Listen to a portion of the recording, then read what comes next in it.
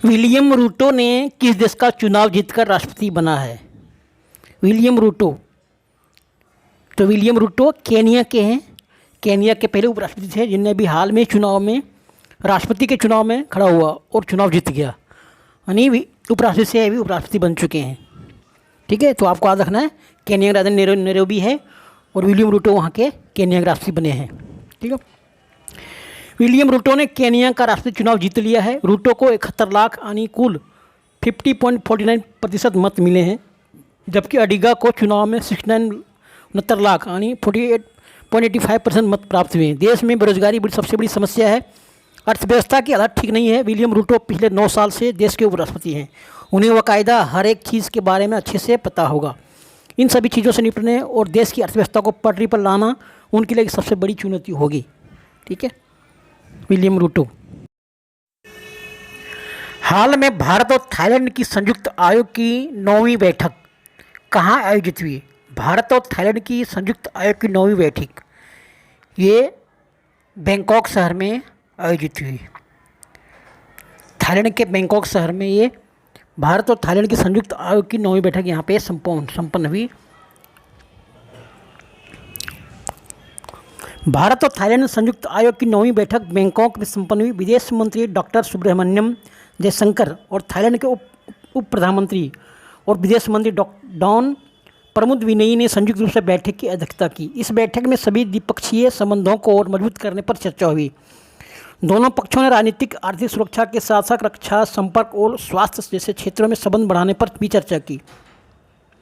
दोनों पक्षों ने आसियान और बिम्स्टेक में सहयोग पर भी चर्चा की। डॉक्टर जयशंकर ने बताया कि भारत और थाईलैंड ने हिंद प्रशांत योजना पर भी विचार साझा किए तथा जलवायु, स्वास्थ्य और प्रसारण में सहयोग एवं सहमति पत्र पर हस्ताक्षर किए, जिसमें दोनों देशों के संबंधों में इजाफा हो सके। Sultan Azlan Shah cup. Sultan Azlan Shah cup का आयोजन कहाँ होगा? ये सुल्तान अजलन शाह कप का आयोजन हर साल होता है। ठीक है, तो इन साल अभी 2 साल से नहीं हो रहा था, तो अभी इन साल मलेशिया में आयोजित होगा। 2 साल में कोविड से पूरी दुनिया जकड़ी हुई थी, तो कहाँ कप का आयोजन हो सकता है ना? नहीं हुआ सब खेल का आयोजन कोई। तो सुल्तान अजलन शाह कप अंतर्राष्ट्रीय पुरुष हॉकी टूर्नामेंट का आयोजन 2 साल बाद 16 से 25 नवंबर के बीच मलेशिया के इपोह में किया जाएगा। कोविड-19 महामारी के कारण इस प्रतिष्ठित टूर्नामेंट का पिछले 2 साल से आयोजन नहीं किया जा सका था। इसका आयोजन आखिरी बार साल 2019 में हुआ था, जब दक्षिण अफ्रीका ने फाइनल में भारत को हराकर खिताब जीत लिया था। ठीक है, तो कोविड की वजह से 2 साल ये प्रतियोगिता नहीं हो पाई। हॉकी टूर्नामेंट प्रतियोगिता है पुरुष का, तो इन साल भी मलेशिया में इपोह आयोजित होगा। हाल में किस देश के क्रिकेटर केविन ओब्रायन ने अंतर्राष्ट्रीय क्रिकेट से संन्यास लेने की घोषणा कर दी, यानी घोषणा ले लिया है ना, संन्यास ले लिया है। तो यह है आयरलैंड का खिलाड़ी। आयरलैंड के खिलाड़ी है केविन ओब्रायन ने अंतर्राष्ट्रीय क्रिकेट संन्यास लेने की घोषणा कर दी है। ठीक है, तो आइए जानते हैं उसके बारे में इससे कुछ। आयरलैंड के हरफनमौला खिलाड़ी केविन ओब्रायन ने अंतर्राष्ट्रीय क्रिकेट से संन्यास की घोषणा की। साल 2006 में आयरलैंड के लिए डेब्यू करते हुए ओब्रायन लगभग 2 दशकों तक अपने कैरियर में महत्वपूर्ण सदस्य के रूप में आयरलैंड के एसोसिएट सदस्य से टेस्ट दर्जे की स्थिति तक पहुंचाने वाले अहम खिलाड़ी साबित हुए।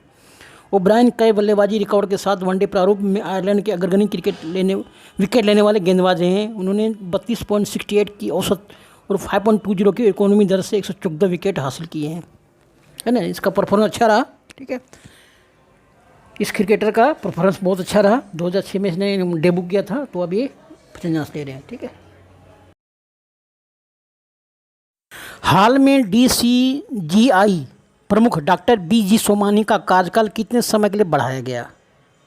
ठीक है, डॉक्टर BG सोमानी आयुर्वेद प्रमुख है, तो इनका कार्यकाल 3 महीने के लिए बढ़ाया गया, है ना। इनका कार्यकाल सिर्फ 3 महीने के लिए बढ़ाया। इनका परफॉर्मेंस अच्छा देखते हुए इन्हें 3 महीने के लिए और प्रोग्रेस दिया गया है। ठीक है, भारत के औसत महानियंत्रक DCGI के रूप में डॉक्टर BG सोमानी का कार्यकाल 3 महीने बढ़ा दिया गया है। डॉक्टर सोमानी को 14 अगस्त 2019 को 3 साल की अवधि के लिए DCGI नियुक्त किया गया था, लेकिन सक्षम प्राधिकारी के अनुमोदन से यह निर्णय लिया गया कि डॉक्टर BG सोमानी FAR 49 के तहत औषधि महानियंत्रक के पद पर 16 अगस्त 2022 से 3 और महीने की अवधि के लिए या आगामी आदेश होने तक पद पर बने रहेंगे, माने ये आगे बढ़ भी सकता है। जैसे मान लो आगामी को आदेश नहीं आया तो ये आगे और जा सकता है। ठीक है। संपीड़ित बायोगैस संयंत्र कहाँ पे शुरू किया गया? संपीड़ित बायोगैस संयंत्र पंजाब के संगरूर में शुरू किया गया है, शुरू हो चुका है। वहाँ पे प्रोडक्शन भी चालू हो चुका है। ठीक है। तो ये प्रोडक्शन क्या करती है, इस बारे में 2 पॉइंट जान लेते हैं। पंजाब के संगरूर जिले में एशिया के सबसे बड़े कंप्रेस्ड बायोगैस सीबीजी संयंत्र की शुरुआत हुई।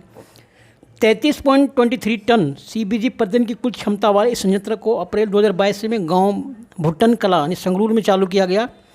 इसकी आपूर्ति इंडियन ऑयल कॉरपोरेशन को दी जाती है, यानी सबको सप्लाई की जाती है।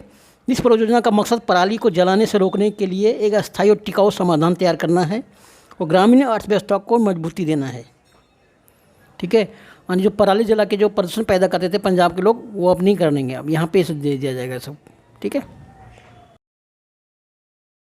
हाल में रक्षा मंत्री ने वीर दुर्गादास राठौड़ की प्रतिमा का अनावरण कहाँ किया?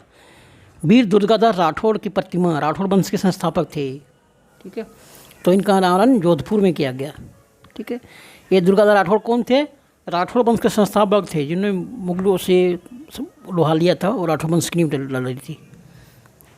ठीक है।